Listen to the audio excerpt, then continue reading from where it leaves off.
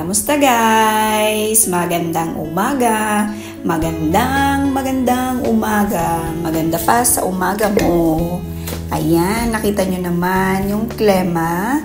Napakainit. Napakaganda ng view. Ayan, papasok ako ngayon sa aking trabaho. Tapos, ayun nga, nag-video ako. Kasi napakaganda ng klema. Sa ganda ng klema na yan, alam nyo ba, nasa 50% ngayon ng init dito. Grabe. Sobrang init. Napakainit as in.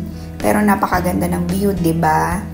Much more pa kaya kapag nasa ano na, alam nyo na. So, kailangan magpakabait na tayo. Kesa naman mapunta ka doon. 'Di ba?